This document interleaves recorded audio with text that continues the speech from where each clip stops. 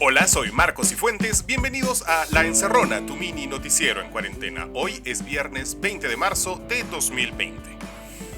Y ayer fallecieron los 3 primeros peruanos víctimas del coronavirus en el Perú. Aquí en España ya había muerto un compatriota. En los siguientes bloques vamos a hablar de esto que no es un nuevo escenario, porque era de esperarse, pero sí que es un umbral psicológico, creo que para la mayoría. Hay que irse preparando para lo que se viene, y para prepararse para lo que se viene me contacté con Carlos Ganosa, economista, coautor de El Perú está calato, el falso milagro de la economía peruana y las trampas que amenazan nuestro progreso, un libro que yo personalmente recomiendo mucho. Le pregunté a Carlos Ganosa cómo afectará el COVID-19 a la economía peruana, y su respuesta, sobre todo la última respuesta que van a ver, debo decir que me sorprendió mucho. Vamos ahí. Para empezar, la medida de emergencia que ha tenido que tomar el gobierno para controlar la epidemia, sin ninguna duda está teniendo un costo económico súper grande, porque nuevamente todo el consumo está paralizado. En una economía altamente informal como la peruana, donde hay 11 millones de personas cuyo sustento depende de una actividad informal, 70%, más del 70% de la población económicamente activa, son personas que hoy ya no están generando ingresos. Y la mayoría de ese grupo son personas que no tienen capacidad de ahorro. Es una clase media vulnerable que podría estar en riesgo de regresar a una situación de pobreza. Entonces, ¿Qué se entiende como solamente por eso, situación de sí. pobreza? Para decirle a la gente, digamos, la pobreza es como muy abstracta a veces. ¿Cómo se entiende una situación de pobreza? Mira, básicamente que no puedan cubrir sus necesidades básicas. ¿Ya? Para definirlo de una manera muy simple, que no puedan cubrir sus necesidades básicas. Lo que define por lo general a la clase media a nivel mundial y la forma como los economistas la definimos es la clase media tiene cierta capacidad de acumular activos, construirte una casa, educar a tus hijos, no necesariamente activos monetarios, eso conforme vas, ¿no?, evolucionando más como un hogar clase mediero, pero sí otro tipo de activos, capital humano, invertir en la educación de tus hijos, invertir en tu casa. Eh, Mucha gente que estaba de la clase media, es la clase media más vulnerable, tiene cierta capacidad de acumular activos, de educar a sus hijos, de tener una casa, pero no necesariamente tener ahorros líquidos que puedan usar frente a una emergencia. Y esos son Y los que si están en riesgo regresan, ahora. claro, y si regresa a una situación de pobreza significa que no pueden cubrir, o sea, oye, ya no puedo seguir construyendo mi casa, ya no puedo seguir mandando a mi hijo a la universidad, o no puedo seguir mandando a mi hijo al instituto, no puedo cubrir con la educación de mis hijos, ¿no? Eso es lo que está en riesgo. ¿Y esto ya Eh, es una situación, digamos, que ya fue todo esto? ¿O puede, digamos, que la cuarentena de 15 días que ha decretado Vizcarra funcione, la gente salga a la calle y la economía se reactive? ¿O este parón de 15 días ha sido fulminante? Será fulminante.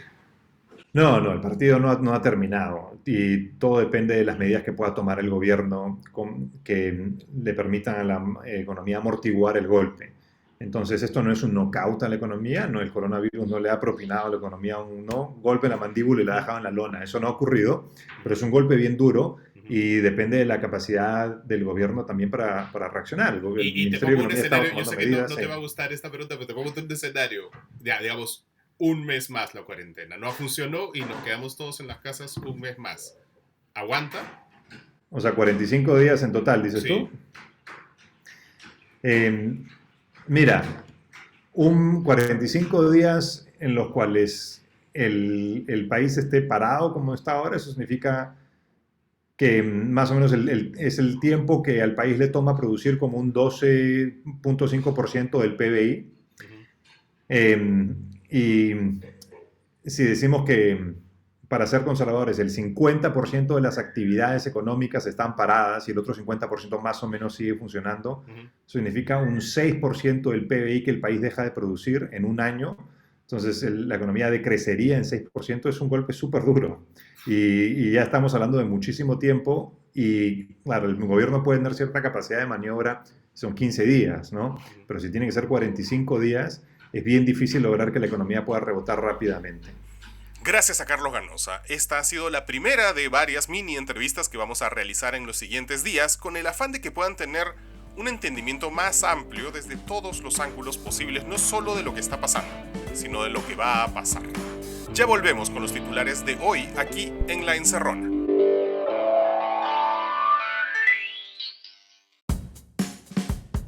Hola, soy Marcos Cifuentes, bienvenidos de vuelta a La Encerrona, tu mini noticiero en cuarentena. Hoy es viernes 20 de marzo de 2020 y estas son las noticias que son virales o que deberían serlo. Oficialmente ya son 3 los fallecidos en el Perú y he visto por ahí varias noticias tipo esto es lo que se sabe de los 3 muertos por el COVID-19 y yo entiendo que es la novedad, pero es información poco útil, ¿ya? Porque creo que es obvio para todos que el sistema de salud peruano no está listo para enfrentar esto. Y va a haber muchos errores, muchos descuidos, como parece que sucedió al menos en uno de los casos. Yo no sé si este es el momento de ahondar en cada detalle de cada caso, porque van a haber muchos más casos. Y por respeto a las víctimas también y a los médicos que tienen que enfrentar una situación que ha desbordado a países con un sistema de salud funcional. O sea, imagínense en Perú, estos médicos, por más buena voluntad que tengan, tienen que chocan contra un sistema. Yo creo que sí hay datos que vale la pena difundir de las víctimas. Por ejemplo, sus edades. Uno de ellos tenía 47, no era un viejito. 2 de ellos estuvieron en el extranjero, pero uno de ellos no, se contagió en el Perú. Esa es la fase 3 a la que se refirió Vizcarra. Esos son datos que sirven, ¿ya? Entrar en polémicas de por qué no le hicieron las pruebas a uno o al otro, yo no sé. Y eso tiene que ver con otro titular de hoy. Martín Vizcarra anuncia la compra de 1.6 millones de pruebas para detectar coronavirus. El presidente Martín Vizcarra anunció que a la fecha se han usado 3.841 pruebas de las 10.000 que existían. ¿Se acuerdan que ayer yo reclamaba esta información de cuántos kits de diagnóstico existen? Bueno, ya tenemos 10.000 hasta ahora, van a llegar 1.000.000. No se sabe muy bien cuándo. Lo importante es que ya no van a escasear estas pruebas y hay que testear y testear. Es lo que hay que hacer. Perú gestiona con China compra de hospital prefabricado. Se trata del famoso hospital prefabricado de 1.000 camas que construyó en 10 días China en Wuhan. Estamos viendo a través de la embajada la posibilidad de adquirirlo. Estamos en eso, aseguró la ministra de Salud Elizabeth Inostroza en el diario El Comercio. A mí me suena un poco a fanfarroneo, la verdad. De todos los países del mundo, ¿justo China se lo va a vender a Perú? La verdad es que sería un logro diplomático, no sé, histórico. Vamos a ver hasta dónde llega esto. Alejandro Toledo saldría en libertad bajo fianza por riesgo a contagiarse de coronavirus. El juez Thomas Hickson le impuso una fianza de $1 millón, de los cuales 500.000 deberán ser pagados en efectivo. Cuando entregue este último monto, Toledo dejará la prisión. Medio palo cash. ¿De dónde va a sacar Toledo medio palo cash? O sea, pagarlo sería casi una admisión de culpa, ¿no? Que, bueno, todo el mundo ya sabe que es culpable, pero ante la ley. Científicos investigan la posible transmisión aérea del COVID-19. Esta es una noticia que he visto un montón. Es un informe que se publicó en la revista The New England Journal of Medicine, que es una muy buena revista. Los científicos del Instituto Nacional de Alergias y Enfermedades Infecciosas de Estados Unidos lo publicaron en esa revista. Ellos utilizaron un nebulizador para generar aerosoles, que es una palabra que seguro han escuchado cuando han escuchado esta noticia. Los aerosoles no son sprays, sino partículas diminutas suspendidas en el aire, ¿no? Que ahí está el virus volando, según ellos. Pero ojo con la interpretación que los periodistas hacemos de primera mano de informes científicos. No estamos calificados realmente para eso. Hay que aprender a leerlos o pedirle a alguien que lo haga por ti.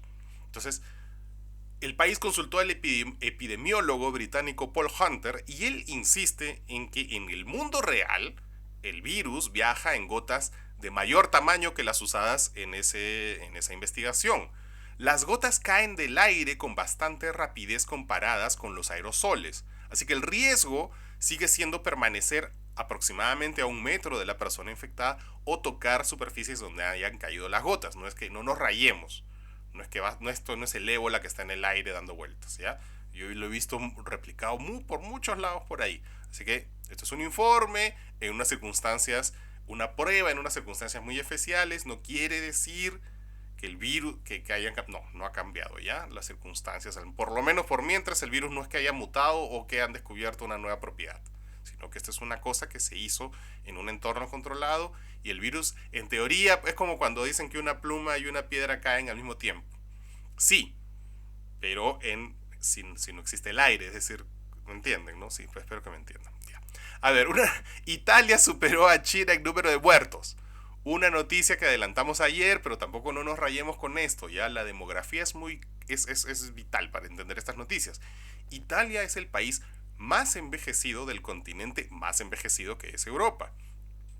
Y por tanto la proporción de personas mayores infectadas es mucho mayor a la de cualquier otro país. Y particularmente en Italia, ese porcentaje además es mayor al porcentaje de población que representan los viejitos, ¿ya? Algo parecido parece, según el diario.es, estar sucediendo en España. Pero España, el gobierno español, no reporta las edades de los fallecidos. Ojo con eso. En China y Corea, por ejemplo, los infectados eran más jóvenes y por tanto la mortalidad se reducía. Entonces no nos rayemos con ninguna de estas noticias, por favor, nada de pánico. Información, pero no pánico. Al cierre de este mini noticiero, el mundo contaba 249.843 casos detectados de COVID-19, 10.079 muertes confirmadas, 88.564 recuperados en un total de 182 países. Ya volvemos con los consejos para la cuarentena aquí en La Encerrona con Marcos y Fuentes.